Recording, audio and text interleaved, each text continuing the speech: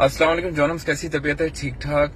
ये वीडियो खास करके उन नौजवानों के लिए, उन फैमिलीज के लिए हैं जो कराची से दूर पिकनिक मनाने के लिए जाते हैं, खास करके फार्म हाउसेज में, नाइट स्टेज में।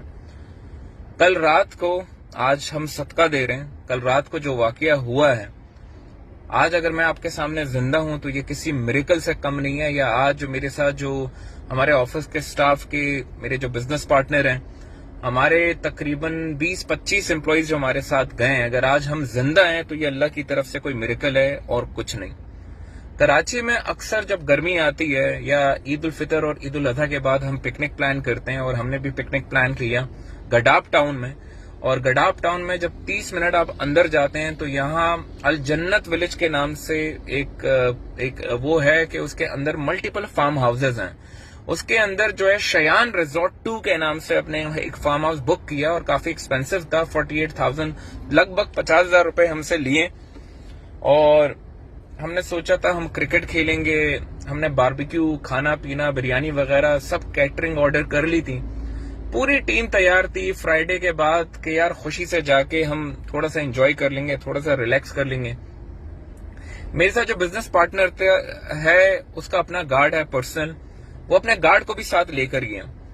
अच्छा, मेरे पास भी लाइसेंस्ड असला है, लेकिन फॉर सम रीजन मैंने कहा जब एक गार्ड है तो इसकी जरूरत नहीं है, तो हम चले गए।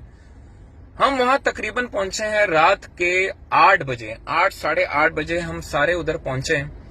जैसा ही मैं दरवाजे पर पहुंचा हूं, मुझसे पहले 3 गाड़ियां हमारी जा चुकी थी, मैं उसके बाद आया। बीच रास्ते में जो है, मतलब हमारे साथ जो मेरे बिजनेस पार्टनर थी, उनकी अहलिया, उनकी जो वाइफ है वो भी साथ थी, क्योंकि उसको घर पे अकेले छोड़ नहीं सकते थे, she was pregnant as well. तो उन्होंने कहा इनको भी साथ लेके जाते हैं। बाकी पूरा ऑफिस का स्टाफ था जो कंपनी के एम्प्लॉइज होते हैं। हम उधर जैसे ही गए तो मेरे जाने से पहले वहां का जो फार्म हाउस की जो मैनेजमेंट थी, उसमें जो लड़के होते हैं, चौकीदार होते हैं, उन्होंने कहा अब ये खातून को जो है ना ये वापस भेजो। मतलब आप इसको, जो 2 घंटे का फासला, तकरीबन 1.5 घंटे का फासला हम डिफेंस से गडाप टाउन जो हमने तय की है, तो जो वो खातून है उसको वापस लेके जाए। हमने कहा ये जो खातून है, मेरे बिजनेस पार्टनर का जो भाई था उसने कहा ये मेरी बहन है, she is my sister in law, ये इनकी वाइफ है, आप कहें तो हम निकाह खत आपको दिखा सकते हैं। कह रहा नहीं हमें कुछ नहीं देखना, हमें ये नहीं समझ में आ रहा। बहुत ही बदतमीजी लहजे में उन्होंने कहा आप इसको वापस भेजो। तो इस दौरान थोड़ी तल्ख कलामी हुई, तो मेरे बिजनेस पार्टनर ने समझाने की कोशिश की कि यार हम इधर 4 मरतबा आ चुके हैं, this is probably the 5th time, और मेरी वाइफ है, शी इज प्रेग्नेंट, मैं इसको घर पे अकेले नहीं छोड़ सकता था, ये मेरा सारा ऑफिस का स्टाफ है, आप बात समझ क्यों नहीं रहे। उनका जो लहजा इंतहाई मुतकबराना, इंतहाई, मतलब क्योंकि तकरीबन सारे पढ़े लिखे नहीं थे और सब सिंधी थे, और इनमें कुछ सिंधी बलूच थे। तो इस दौरान जो है, जो गलती हुई है, जो हमारी साइड पे ही हुई है हमारे गार्ड से, तो उन्होंने गार्ड को धक्का दिया। अब गार्ड भी जो है वो पठान था हमारा, उसका खून गर्म हुआ, उसने जाके हाथ उठा लिया, उसने एक के साथ आया, वो दूसरा आया, वो दूसरे के साथ लड़ा, दूसरे के बाद तीसरे के साथ, ये आपस में गुत्तम गुत्ता हो गए। इसको छुड़वाने में जब मेरा बिजनेस पार्टनर लगा, इस दौरान वो चारों बंदे जो फार्म हाउस की मैनेजमेंट थी, जो सिंधी बंदे थे, कोई चौकीदार था, कोई गार्ड था, वल्लाहु आलम, वो लोग बाहर निकले और उन्होंने कॉल की। अब ये जो अल जन्नत विलेज है, इसके अंदर मल्टीपल फार्म हाउसेज हैं, हर फार्म हाउस में 4-5 सिंधी बैठे हैं। एक तकरीबन 150 प्लस का मजबा असला समेत गन्स, रिवॉल्वर्स, राइफल्स लेके आया, और हर एक की जुबान पे एक ही बात थी, पठान को निकालो, हम इसका खून करेंगे, हम इसको छोड़ेंगे नहीं।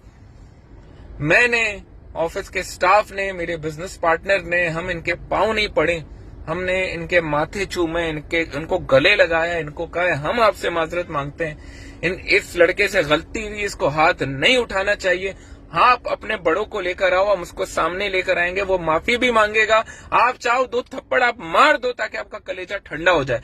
लेकिन वो बजिद इस पे थे कि हम कुछ नहीं सुनना चाहते, आप इसको लेकर आओ इधर।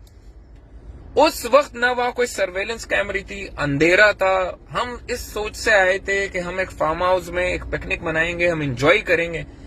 खुदा की कसम, जो कच्चे के डाकू थे आप उनको भूल जाओगे, जो वहां हालत थी कि आम चौकीदार के पास जो मैंने गन्स और असला देखा है, जिसमें से एक बंदे ने बाकायदा रिवॉल्वर लोड किया है और सीने पे रखा है मेरे पार्टनर पे कि इसको बाहर निकालो वरना मैं तुम्हें गोली मारूंगा।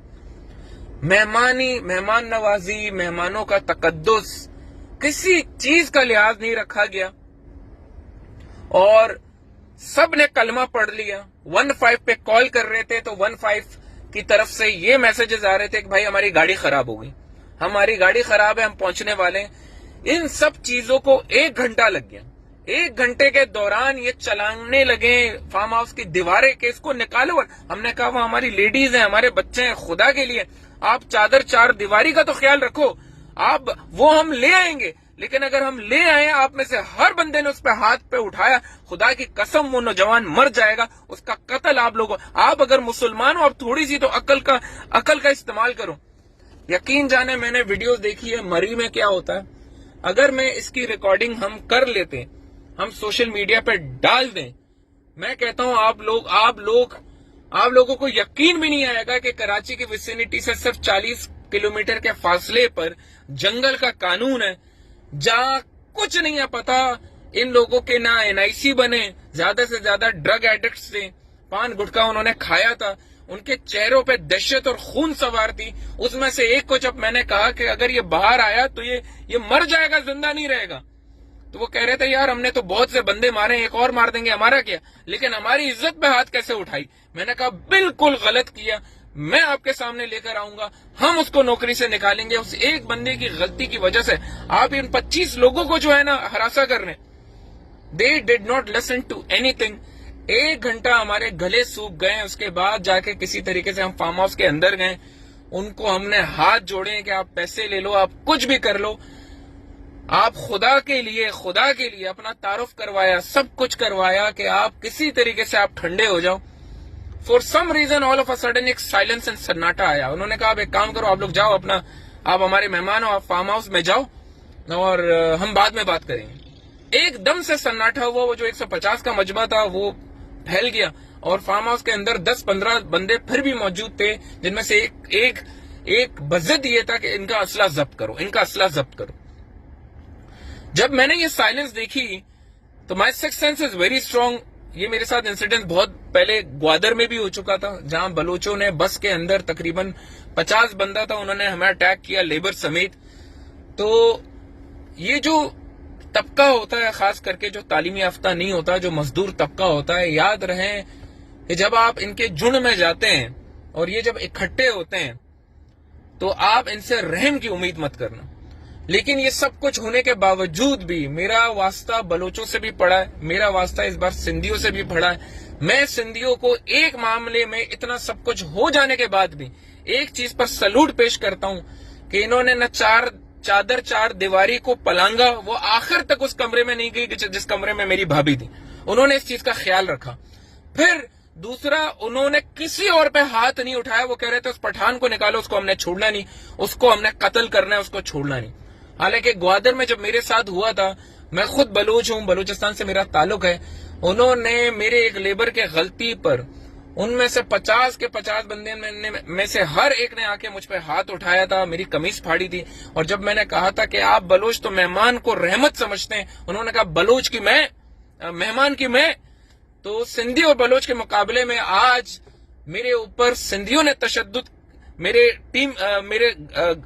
हमारे पूरे टीम के ऊपर करने की कोशिश की, हरासा किया, सब कुछ किया। लेकिन एक चीज की दाद देता हूं कि इन्होंने चादर और चार दीवारी को पामाल नहीं किया और उन्होंने हम में से किसी इंसान को धक्के और हल्के से हाथ पड़े, लेकिन किसी को जख्मी नहीं किया, किसी को नुकसान नहीं पहुंचाया, जहनी टॉर्चर के अलावा।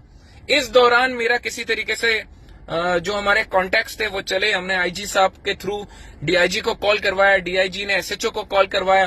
कुछ जो दोस्त होते हैं ना जो मुसीबत में काम करते हैं, वो मुसीबत में जो लोग थे वो एक्टिवेट हुए। जहां गवर्नर साहब हमारे काम नहीं आए, गवर्नर टिसोरी साहब, if you are hearing it, since you are very close friend, वहां चंद ऐसे लोग जिनका एहसान मैं जिंदगी भर नहीं भूल सकता, जो भी कॉन्टैक्ट्स थे, उनमें एक MNA साहब थे, नवाब अली वसान साहब, उनका मैं बहुत शुक्रगुजार हूं। और एक और बहुत करीबी दोस्त हैं जिनका मैं जितना भी जिंदगी भर एहसान अदा करूं कम है, जो एक पुलिस में हैं, बाकायदा अफसर हैं। उनका नाम मैं नहीं शेयर कर सकता, लेकिन मैं आपको सिर्फ इतना सा कह दूं कि खुदा के लिए आप ऐसी जगहों पे जाएं, क्योंकि बाद में पुलिस की मोबाइल आई है कि क्योंकि बाद में हमें ये पता चला कि इन्होंने ये प्लानिंग की थी कि जब हम दोबारा पिकनिक में मशगूल हो जाएंगे तो वो उस गार्ड को निकालेंगे और फिर जाके उसको मारेंगे और उसका सर फाड़ेंगे। ये हमें तब पता चला जब पुलिस की प्रोटेक्शन में हमारी 4 गाड़ियां वहां से निकली हैं, तो हर 10 बिल्डिंग के फासले पे 15-15 लोगों की फील्डिंग खड़ी थी, उनके हाथ में डंडे थे और वो गाड़ियों को टॉर्च मार रहे थे। उस जगह से किस हालत में हम लोग निकले हम आपको बता नहीं सकते। 40 मिनट तक पुलिस के प्रोटोकॉल में हम गडाप टाउन से निकलकर हाईवे पे गए और हाईवे पे पर 100 की स्पीड से हम निकल के वापस डिफेंस आए। और इस दिन मुझे ये सबक समझ में आया कि पाकिस्तानियों, कानून अब पाकिस्तान में सिर्फ और सिर्फ शहर के अंदर है। जो भी करना है, पिकनिक मनाना है, कहीं जाना है, खुदा के लिए शहर के अंदर जाओ। अगर इन जंगलात में चले जाओगे जिसके अंदर पहले हम जाया करते थे, पहले मुसलमान को मुसलमान समझा जाता था, पाकिस्तानी को पाकिस्तानी समझा जाता था, लेकिन हम तो सुनते थे मरी में मेहमानों के साथ ये करते हैं। आज तो 50,000 जिस फार्म हाउस का भरा है, उस फार्म हाउस की मैनेजमेंट ने जो हमारे साथ किया है, जो टॉर्चर और मेंटल टॉर्चर हमारे साथ और हमारे ऑफिस के कुलीग्स और स्टाफ के साथ हुआ है, हम शायद जिंदगी में नहीं कर पाएंगे। अगर वक्त पर हम अपने कॉन्टेक्ट इस्तेमाल करके पुलिस को ना बुलाते तो शायद आज हम अपने गार्ड्स की फातिया ख्वानी पढ़ रहे होते हैं, क्योंकि इनमें से किसी एक की भी एनआईसी नहीं बनी। इनके लिए कत्ल करना कोई मसला नहीं है, कत्ल करके लड़खाना और शक्कर भाग जाते हैं, पर आप उनको ढूंढते रहो।